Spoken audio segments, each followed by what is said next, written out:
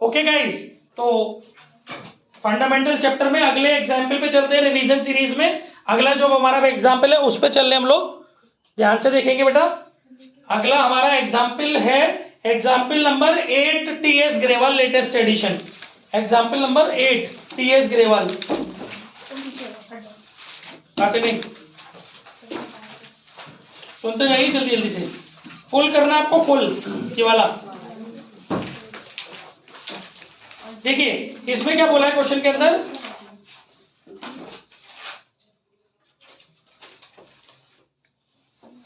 Video बन रही है बेटा। क्वेश्चन के अंदर बोला हुआ है अरुण और Raman are partner sharing profit equally. दोनों पार्टनर है, दोनों का रेशियो जो वो इक्वल है। Raman has given his property on rent to the firm on 1 April 2022 at a monthly rent of 5000। Raman ने अपनी प्रॉपर्टी रेंट पर दे दी है 5000 रुपए महीने पर। ठीक है, हर चीज कंप्लीट कवर की है मैंने, आपको कुछ नहीं सोचना है, सिर्फ मेरे क्वेश्चंस कर लो। रमन ने अपनी प्रॉपर्टी रेंट पर दी है फर्म को, अपनी private property. The firm paid him rent from April 2023 to February 2023। ये थोड़ा सा गलत लिखा है ना इसने, फ्रॉम अप्रैल 2023, नहीं ये थोड़ा गलत है। यहाँ आएगा the firm paid him rent from April 2022 to February 2023 by cheque on 1 March 2023। मतलब इसमें जो 11 मंथ्स का रेंट है 1 अप्रैल 2022 से लेकर के 28 फरवरी 2023 तक 11 महीने का जो रेंट है वो फर्म ने उसको दिया है, चेक से दिया है, वो भी दिया है 1 मार्च को। ठीक है, फिर आगे लिखा है rent for the month of March was yet to be paid. इसमें हमारा ये वाली एंट्री भी आ गई जो अभी तक किसी भी क्वेश्चन में हमारी नहीं आई थी, ये वाला कॉन्सेप्ट। ठीक है, pass general entry from the above transaction. तो गाइस आपको जनरल एंट्री करनी है, सिंपल सी बात है। चार्ज अगेंस्ट प्रॉफिट है, रेंट पे करेंगे, 11 महीने की एंट्री करोगे, rent account debit to bank हो जाएगा 1 मार्च को। और फिर वो फिर ये जो 12वें महीने का रेंट है जिसकी एंट्री आपको 31 मार्च को करनी है, डेट ध्यान रखना। 1 मार्च को ये 11 महीने की कर दी, फिर लास्ट वाली जो आउटस्टैंडिंग वाली एंट्री है उसकी आपको एंट्री करनी है, उसकी एंट्री हो जाएगी rent account debit to outstanding rent, 1 महीने की 5000 और वहां 11 महीने का 55,000 और फिर पूरे 60,000 रुपए को पीएनएल से रिटर्न ऑफ कर लेंगे क्योंकि ये चार्ज अगेंस्ट प्रॉफिट है। यही था इस क्वेश्चन में बस। अब इसके बाद अगला क्वेश्चन है हमारा एग्जाम्पल 7 टीएस ग्रेवाल। इसमें इंटरेस्ट के बारे में बात हुई है। राकेश, गौरव और कबीर पार्टनर है। ठीक है, Kabir had been given loan by the firm. Kabir ने फर्म से लोन लिया है, कबीर ने फर्म से लोन लिया है, 1 अक्टूबर को लिया है, 6 लाख रुपए लिए और इंटरेस्ट जो है वो 10% पर एनम है। Interest was paid by cheque up to February 2023 by Kabir on 10 March 2023। मतलब जब आपने लोन, फर्म ने जब कबीर को जो लोन दिया है वो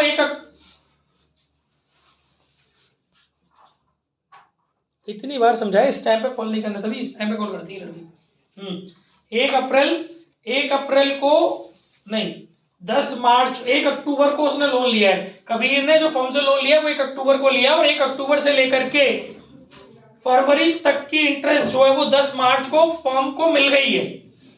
कबीर ने पे किया फर्म को तो फर्म को वो इंटरेस्ट मिल गई है।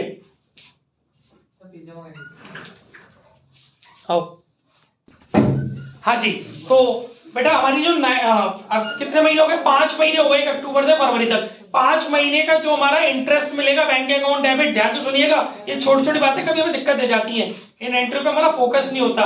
Bank account debit to interest on, bank account debit to interest on loan to Kabir, 5 महीने का निकाल लोगे, सब लोग कैलकुलेशन सब करने जानते हैं 5 महीने की। ठीक है ना, फिर इसके बाद जो ये एंट्री कौन सी डेट पे होगी, 10 मार्च को,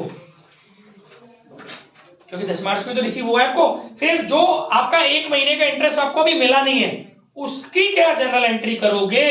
देखिए ये बात आ गई यहां पर जो अभी तक किसी क्वेश्चन में नहीं आई थी। जब भी पार्टनर को लोन देते हैं, हम पढ़ रहे हैं, कोई डाउट हो तो हैंड रेस कर लेना। जब भी किसी पार्टनर को लोन देते हैं, सीट से हट जाए बेटा लड़की, बातें नहीं करो। जब भी किसी पार्टनर को हम लोन देते हैं तो उससे जो हमें इंटरेस्ट लेनी होती है, उस इंटरेस्ट से या तो वो हमें कैश में दे दे, अगर वो नहीं दे रहा है ना तो हम उसके कैपिटल को डिक्रीज कर देते हैं। समझ गए, ये कॉन्सेप्ट है। तो उस कबीर की कैपिटल को 1 महीने के इंटरेस्ट से डेबिट कर दिया जाएगा और हमारे लिए इनकम अभी आनी बाकी है, तो टू इंटरेस्ट, क्योंकि हमारा तो फायदा हो रहा है ना, 1 महीने की इंटरेस्ट के रूप में हमें फायदा हो रहा है, तो to interest to loan to Kabir, interest to loan to Kabir. समझ में आ गया? 1 महीने की ये वाली एंट्री होगी, 31 मार्च को होगी, क्योंकि जो भी आउटस्टैंडिंग पेबल एक्रूड वगैरह इन सब की एंट्री होती है वो लास्ट डेट पे होती है। और फिर पूरी आपका फायदा हो गया 6 महीने का, पूरे की 6 महीने की प्रॉफिट जो है वो आप ट्रांसफर कर दीजिए पीएनएल में, interest to loan to Kabir to PNL. Clear हो गया? कॉन्सेप्ट समझ में आ गया? ये बात अच्छी थी जो अभी तक सामने नहीं आई थी इतने सारे क्वेश्चंस के बावजूद। क्वेश्चंस आपके कोई भी अननेसेसरी नहीं उठाए जाएंगे, बहुत सोच समझ के क्वेश्चन बन रहे हैं।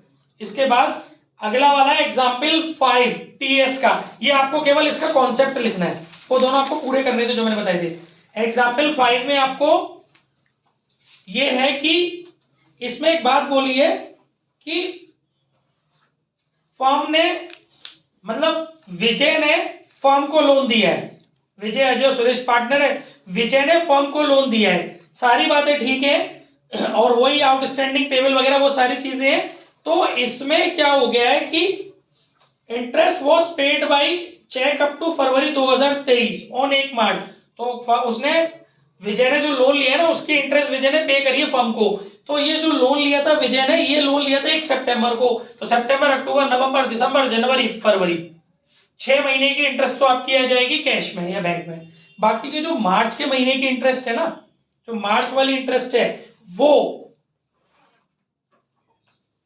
आपको कब मिली है? वो मिली है आपको 5 अप्रैल 2023 को। समझो बात को, वो वाली भी मिली है, यहां लिखा है साफ साफ क्वेश्चन में कि balance was paid by Vijay on 5 अप्रैल 2023, और नीचे लिख रहा है कि ईयर एंडेड 31 मार्च 2023, जनरल एंट्री करनी है 31 मार्च 2023 की। तो भैया वो जो मिली है ना 5 अप्रैल को, वो कैसे 31 मार्च में कंसीडर हो जाएगी? नहीं होगी ना, इसका मतलब 31 मार्च तक तो नहीं मिली ना, और आपको केवल 31 मार्च तक की जनरल एंट्री बनानी है इस क्वेश्चन में। तो इसीलिए इस वजह से आपको यहाँ पर आउटस्टैंडिंग इंटरेस्ट वाली एंट्री करनी पड़ेगी। जो 1 महीने की आपकी इंटरेस्ट है वो पेंडिंग है, जो आपको देनी बाकी है, मिली नहीं, देनी बाकी है। 1 महीने की जो इंटरेस्ट है वो आपको देना बाकी है, क्योंकि यहाँ पर फर्म ने लोन लिया है। तो interest on loan to Vijay, interest on loan by Vijay, sorry थोड़ा गलत हो गया, interest on loan by Vijay debit. तो बेटा जब कोई पार्टनर, ध्यान से समझिएगा, जब किसी पार्टनर ने इंटरेस्ट, जब हमने किसी पार्टनर को इंटरेस्ट दी नहीं होती है तो वो इंटरेस्ट उसके लोन अकाउंट में क्रेडिट कर दी जाएगी। Interest on loan by partner debit to loan by Vijay, वो जो 1 महीने की इंटरेस्ट है, भाई आपको शुरू में भी पढ़ाया गया होगा कि जो इंटरेस्ट होती है वो उस पार्टनर के लोन अकाउंट में क्रेडिट हो जाती है। फर्म अगर इंटरेस्ट पे नहीं करती है, एक तो पेबल की एंट्री होती है, फिर उसको, उस इंटरेस्ट को पार्टनर के अकाउंट में क्रेडिट किया जाता है। पीछे के 6 महीनों की इंटरेस्ट थी वो नहीं की हमने, क्योंकि ये क्लियर लिखा था कि फर्म ने उसको चेक से पेमेंट कर दिया। अगर उनके बारे में भी कोई स्टेटमेंट नहीं होता तो पूरे 7 महीने की इंटरेस्ट की एंट्री यही तो होती, interest on loan by Vijay debit to Vijay's loan, ये लोन टू विजय। ये रूल शायद किसी क्वेश्चन में अब तक आया नहीं है। फिर इसको रिटर्न ऑफ करने की एंट्री आपके दिमाग में छड़ी हुई है, वो तो कॉमन एंट्री है ही है, पी&एल अकाउंट डेबिट या profit and loss account debit to interest on loan by Vijay. पूरे 7 महीने हो गए ना, पूरे 7 महीने की। लेकिन जो बात समझने वाली वो ये है कि अगर फर्म पे करती है तो नॉर्मल सा एक्सपेंसेस की तरह से उसकी एंट्री कर दो, लेकिन फर्म ने पे नहीं करी है तो पेबल भेबल मत लगाना इसमें, उसके अकाउंट में क्रेडिट करना। कोई अलग से लायबिलिटी क्रिएट मत कर देना पेबल के नाम से, उसकी लोन की लायबिलिटी है तो सही हमारे पास, उसकी इंटरेस्ट की वजह से उसका लोन अकाउंट बढ़ जाएगा। समझ में आ रहा है? जैसे रेंट का होता है ना, रेंट पेबल, वो मत लगा देना इसमें कि इंटरेस्ट पेबल, वो पेबल का कॉन्सेप्ट नहीं है इसमें, क्योंकि हमें कोई अलग से अकाउंट थोड़ी नहीं ओपन करना है। जो भी इंटरेस्ट होती है वो उसके लोन अकाउंट में डाल दी जाती है कि भैया इतना तेरा लोन और इतनी तेरी इंटरेस्ट, क्योंकि हमारे ये मोड ही नहीं है कि हम तुझे पेमेंट कर रहे हैं। और अगर पेमेंट कर रहे हैं तो बात खत्म, तो 7-6 महीने का हमने तुझे पेमेंट कर दिया तो ले जा, बाकी अगर 1 महीने का पेमेंट नहीं किया तो तेरा ऋण खाता, तेरा लोन अकाउंट इंक्रीज हो जाएगा उस अमाउंट से। ये बात भी एक कॉन्सेप्ट था जो शायद किसी क्वेश्चन में अभी तक नहीं आया था। इसके बाद क्लियर है? कोई डाउट हो तो एंट्रेस कर लेना। इसमें तो सब समझा दिया मैंने, कैलकुलेशन तो सब कर ही लेंगे ना, इसके बाद नेक्स्ट क्वेश्चन है एग्जाम्पल 19 टीएस ग्रेवल 19। ये सारे क्वेश्चंस एग्जाम्पल्स में लेटेस्ट बुक से बता रहा हूँ, लेटेस्ट एडिशन से। तो लोग यूट्यूब पर पुराने वर्जन देख रहे हैं, पुरानी बुक से मतलब रिवीजन कर रहे हैं, उन्हें थोड़ी सी दिक्कत आ सकती है, तो वो लोग कोशिश करें कि नई क्वेश्चन नंबर आपके पास हो नई बुक की, क्योंकि क्वेश्चंस आगे पीछे होते हैं नई पुरानी बुक में। देखिए शायद ये कॉन्सेप्ट कहीं आ भी चुका हो और नहीं आया तो एक बार बता देख लेना। ए और बी इन दोनों की कैपिटल दी हुई है 4 लाख और 2 लाख रुपए, ठीक है। फिर interest on capital is to be allowed at the rate 6% per annum. जो इंटरेस्ट है वो कितनी रेट से बेटन की 6% पर एनम से। Their profit sharing ratio is 2:3 and net profit for the year 30,000। Prepare profit and loss appropriation account to distribute the profit. ये वाला question, prepare profit and loss appropriation account to distribute the profit. देखो हमें एक बात समझो, हमें total interest कितनी देनी है, 4 और 2 6 लाख। 6 लाख का कितना परसेंट हो गया 6%। 6 लाख का 6% हो गया 36,000। इतना ही हुआ ना।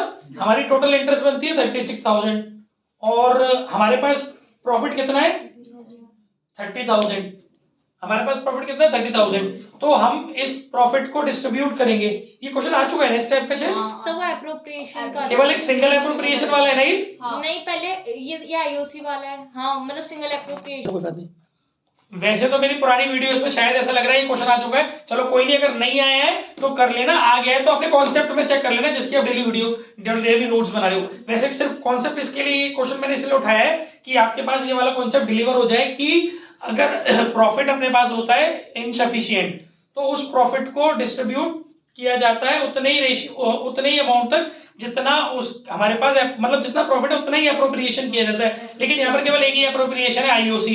तो जो प्रॉफिट है वो आईओसी के रेशियो में डिस्ट्रीब्यूट हो जाएगा, लेकिन जो एंट्री होगी वो क्या होगी, वो प्रॉपर अपनी एंट्री होगी कि profit and loss appropriation account debit to IOC.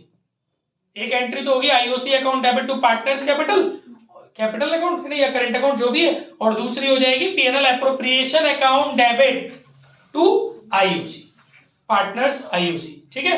और उन पार्टनर में उतना अमाउंट चला जाएगा। मतलब जब आप एप्रोप्रिएशन अकाउंट बनाओगे तो प्रॉफिट आपका बचेगा नहीं, जो भी प्रॉफिट था पूरा की पूरा वो डिस्ट्रीब्यूट हो गया। और वो जो नाम डाला जाएगा, कहीं आप ये ना लिख दो कि to profit transfer to partners capital account, क्योंकि जब एक से ज्यादा एप्रोप्रिएशंस होते हैं तो प्रॉफिट को हम लोग डायरेक्टली कैपिटल में डिस्ट्रीब्यूट करते हैं। लेकिन जब हमारे पास एक ही एप्रोप्रिएशन होता है तो पूरा की पूरा प्रॉफिट, अगर इनसफिशिएंट है प्रॉफिट तो वो पूरा की पूरा इनसफिशिएंट प्रॉफिट हम उस एप्रोप्रिएशन के नाम से जनरल एंट्री करके देते हैं, ठीक है ना। तो आईओसी के नाम से एंट्री होगी PNL appropriation account debit to IOC. ये बात मैं बताना चाह रहा था, इसीलिए ये क्वेश्चन उठाया था। इसके बाद है एग्जाम्पल 67 डीके। इसका आपको केवल कॉन्सेप्ट करना है, मतलब पार्ट सब लेटेस्ट है, ध्यान रखिएगा। Example 67 DK.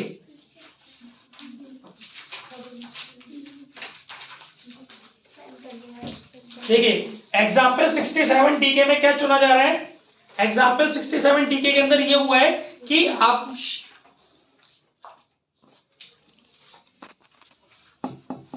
Rapid fire revision है भाई। तो इसमें भाई इस वाले क्वेश्चन में हमने ये चुना कि आपको कैपिटल दी हुई है, ड्राइंग दी हुई है, वो सब तो चीजें पुरानी है ना, पुरानी चीजें क्यों डिस्कस करें, पीछे की वीडियोस देखिए। तो इसमें ये बताने की कोशिश हो रही है कि यहां पर आपको नीचे एडजस्टमेंट में दिया हुआ है कि प्रॉफिट ड्यूरिंग द ईयर मिल गया। Profit during the year ending 31 March 2022 rupees 58,000। प्यारे बच्चों, इसमें आपको क्लोजिंग से ओपनिंग बनानी है ना। तो आप क्या सोच रहे हो कि प्रॉफिट 58,000 है तो क्या वो पूरा प्रॉफिट आप लोग माइनस कर दोगे? नो। क्यों? क्योंकि आप अपनी बैलेंस शीट देखो, जो बैलेंस शीट आपको गिवन है ना क्वेश्चन में, उसमें पीएनएल एप्रोप्रिएशन दिया हुआ है 30,000 का। इसका मतलब केवल 28,000 रुपए का प्रॉफिट डिस्ट्रीब्यूट हुआ है। ये कॉन्सेप्ट अभी तक किसी क्वेश्चन में नहीं आया। 28,000 रुपए का प्रॉफिट ही डिस्ट्रीब्यूट हुआ है। तो जब आप क्लोजिंग से ओपनिंग बनाओगे ना तो पागलों की तरह से 58,000 मत माइनस कर देना, सिर्फ 28,000 रुपए डिस्ट्रीब्यूट करके माइनस करना उनकी रेशियो, क्योंकि 30,000 रुपए का प्रॉफिट तो बैलेंस शीट के अंदर है, और जो चीज बैलेंस शीट के अंदर होती है वो कैपिटल भी बैलेंस शीट के अंदर है, तो वो उसमें से एडजस्ट कहाँ हुई, वो तो अभी अलग से रखी हुई है ना, येट टू बी डिस्ट्रीब्यूटेड है। तो जो चीज ओपनिंग से क्लोजिंग बनते में यूज नहीं हुई तो उसको क्लोजिंग से ओपनिंग में बनाते हुए क्यों यूज कर दो। ठीक है, समझ में आ गया? क्लियर? आगे बढ़ते हैं, अगला क्वेश्चन है हमारे पास इसके बाद example 39 DK.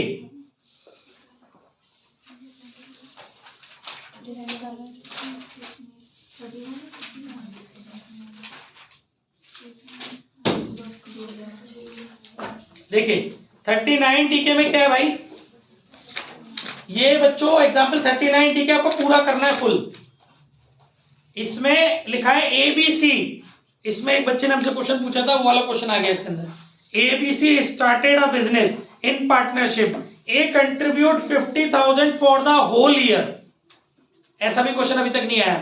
A contribute 50,000 for the whole year, B introduce 40,000 at the first, मतलब बी ने सबसे पहले 40,000 रुपए लगाए and increased it to 46,000 at the end of 4th month. 4 महीने बाद इसको बढ़ा करके 46,000 कर दिया। देखिए इंक्रीज्ड बाय 46,000 नहीं है, इंक्रीज्ड अप टू 46 है, इसका मतलब 6,000 रुपए से बढ़ा होगा। 40,000 रुपए बी के पहले 4 महीने लगे रहे, फिर 4 महीने बाद 46,000 की कैपिटल हो गई उसकी। अब ये कितने महीने तक लगे रहे आगे पढ़ लेते हैं। But withdrew 16,000 eight the end of 9 month, तो 4 महीने तो बीत चुके थे, अब टोटल 9 महीने बाद उसने 16,000 निकाल लिए। इसका मतलब अगले 5 महीने तक इसके 46,000 लगे रहे। भाई 4 महीने तक लगे रहे 40,000, और अगले 5 महीने तक, क्योंकि 4 और 5 9 महीने हो गए ना, अगले 5 महीने तक 46,000 लगे रहे उसके बिजनेस में। फिर 16,000 निकल गए 9 महीने बाद, अब उसकी कैपिटल रह गई 30,000 रुपए, 46 में से 16 गए तो अब ये 30,000 रुपए उसके बाकी के 3 महीने लगे रहे होंगे।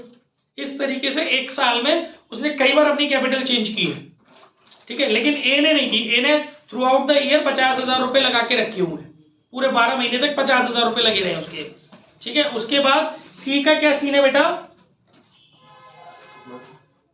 मार्कर जिंदा करके ले जाए यार, मार्कर ही ले जाएगा, ले भाई जिंदा करके ले जाए। इसके बाद C invest 80,000 at first but withdraw 20,000 at the end of 5 month, यानी कि उसके 80,000 रुपए 5 महीने तक लगे रहे, और उसके बाद बाकी के जो 20,000 रुपए निकालने के बाद 60,000 रुपए बचे, वो 7 महीने तक लगे रहे। Firm earned a profit 23,750 during the year, you are required to show the division of profit on the basis of the effective capital employed।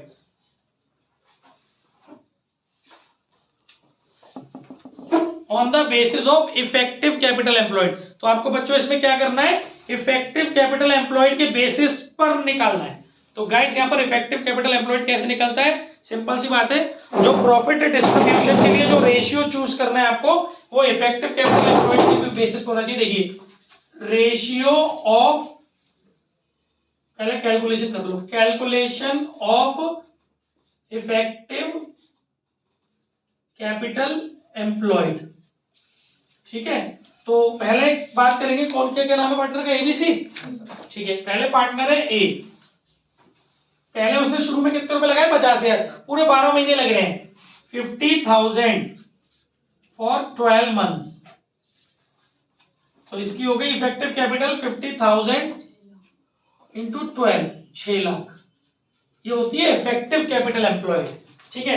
B का देखो, बी ने शुरू किया था 40,000 रुपए से, पहले 4 महीने तक उसने 40,000 रुपए बनाए रखे, 40,000 फॉर फर्स्ट 4 मंथ्स, ठीक है। तो ये हो गया उसका 40,000 इंटू 4 इजिकल टू 1,60,000, ठीक है।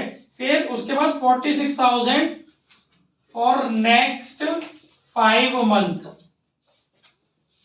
46 इंटू 5 2,30,000, फिर 30,000 क्योंकि 16,000 रुपए निकाल लिए for last 3 months,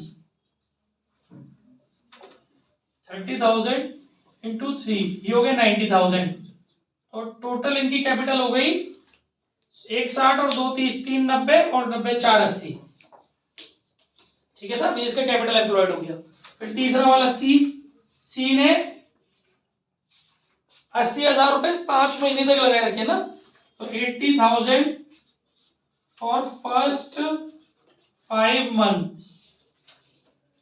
80,000 into 5 is equal to 4 lakh,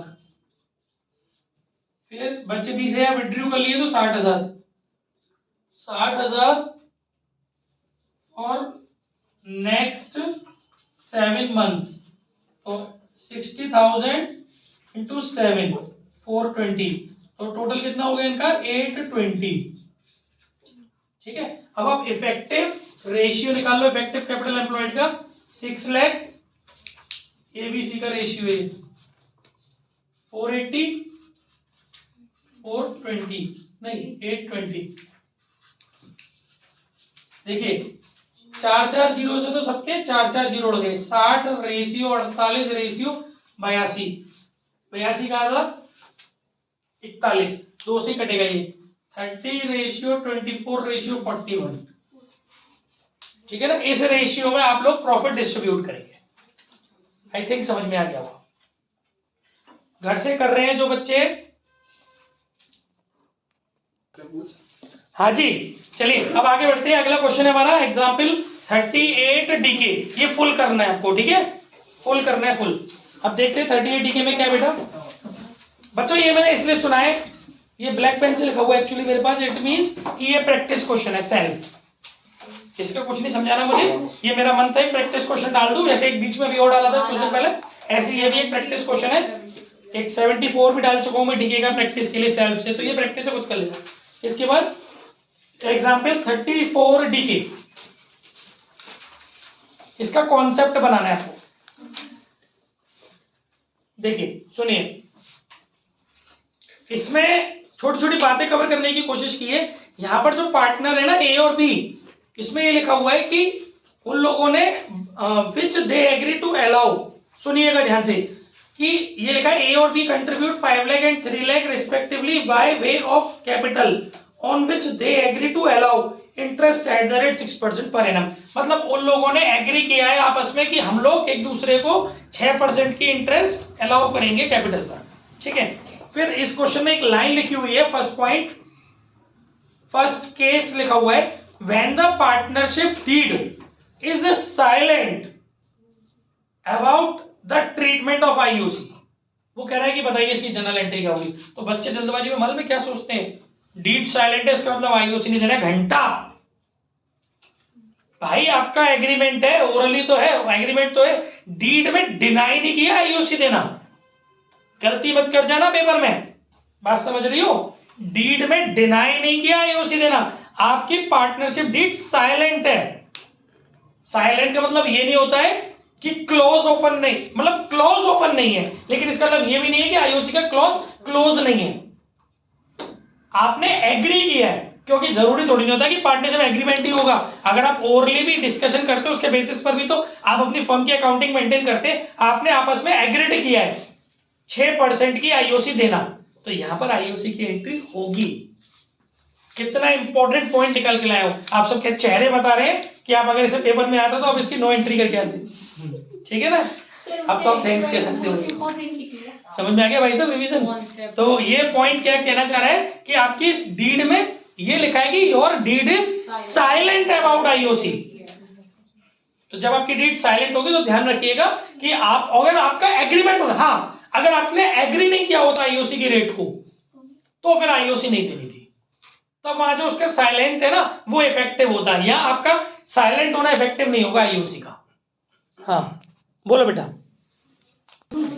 चलिए आगे बढ़ते हैं। ठीक है, तो इस क्वेश्चन में इतना ही था, इसका आप कॉन्सेप्ट बना लेना। नेक्स्ट, इसके बाद नेक्स्ट है, नेक्स्ट और आज का लास्ट, क्योंकि बाकी का टाइम आप अभी फटाफट खत्म करके जाओगे, आज जाने से पहले पूरा होमवर्क फिनिश कर जाना, घर जाके अपना 2.5 घंटे बचा लोगे। ठीक है, एग्जाम्पल 31 डीके, ये भी कॉन्सेप्ट है। आज के 2.5 घंटे बच रहे हैं भाई, आपको और सब्जेक्ट्स में देने हैं क्योंकि कल टाइम बढ़ेगा। एग्जाम्पल 31 डीके, बीजी मत दीजिए प्लीज।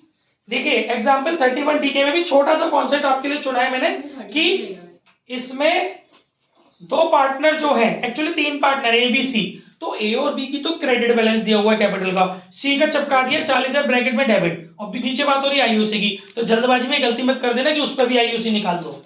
अगर किसी पार्टनर का डेबिट बैलेंस है, आईओसी नहीं होती है, कभी डेबिट बैलेंस पे आईओसी मत दे देना, हमेशा क्रेडिट बैलेंस पर ही आईओसी दी जाती है। अगर बिगिनिंग बैलेंस क्रेडिट है तो ही आईओसी लेने का राइट है, अगर कोई एडिशनल कैपिटल है तो उस पर ले लेगा वो आईओसी, जितने टाइम तक वो बिजनेस में रहेगी कैपिटल एडिशनल वाली। क्लियर है? बस डन।